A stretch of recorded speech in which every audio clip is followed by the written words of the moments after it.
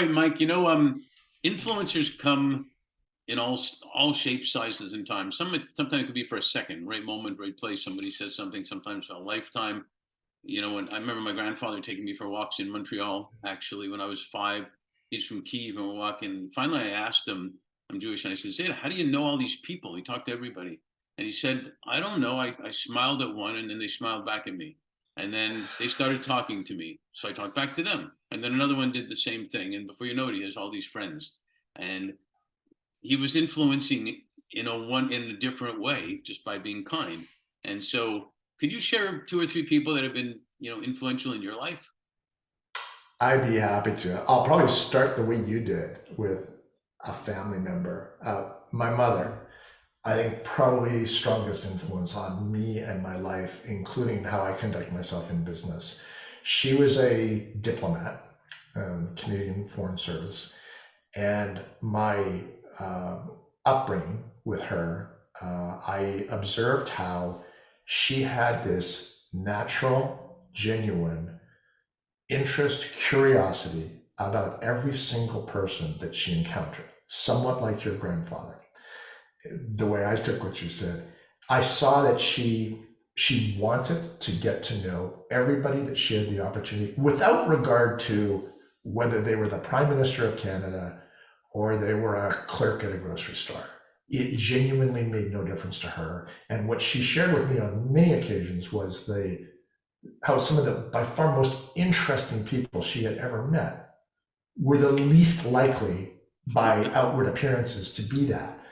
And when I talked to people who had met her, Mark, I heard from them how your mother is so interesting. And I felt like the most important person in the world. And I said, it's because when you were talking to her, I can guarantee you were the most important person in the world. She was in the moment, immersed with that person. Big influence on my life.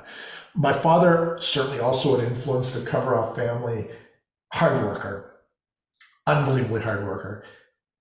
I've seen in business that there's time when that's just what it comes down to. Like, there is no substitute for hard work. Yes, you want to be nice and creative and smart and lucky. I'm a believer that at the end of the day, there's no substitute for hard work. And I learned that from him. He was a phenomenally hard worker. I'll do 2 more. A colleague of mine at my law firm, Vance Milligan, is a quadriplegic. What I learned from him was, think about your life relative to others. He was a guy, quadriplegic, who loved life, loved living, loved people, and I never once heard him say anything about an ache, a pain, a hardship, and this is a quadriplegic. And what I took away from him is never, ever complain about things that don't really matter. Enjoy what you have, love what you have. Yeah. Learn that from him, and it's just been invaluable to me ever since.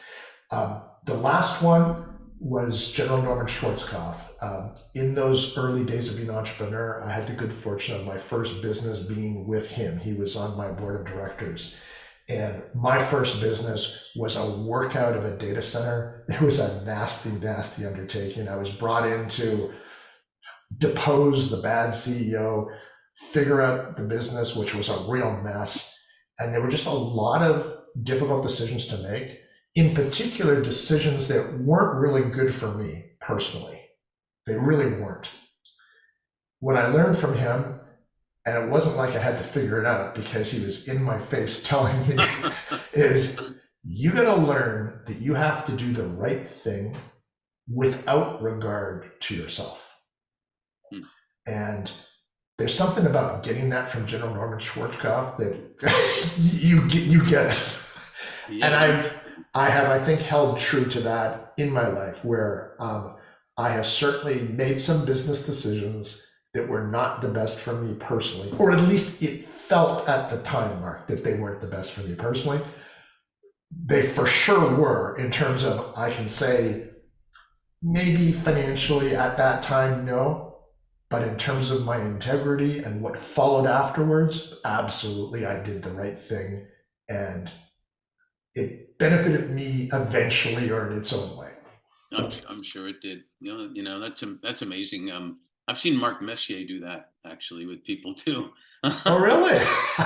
He would be Right to the intimidating. face, and he would say, "We need you, Sadasi. We need you on this team to win this championship." And he'd be like this far from him. "We need you on this team. I believe in you. You're going to help us win a championship. However, if you're not in for 150%, I need you to get off the team now.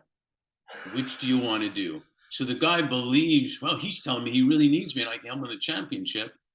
He's also telling me if I'm not in big time, you better leave. So, and just a That's great. presence. It's not to compare him to Schwarttkopf, but different things. So, thank you Yeah, so much for sharing that. That's awesome. my pleasure.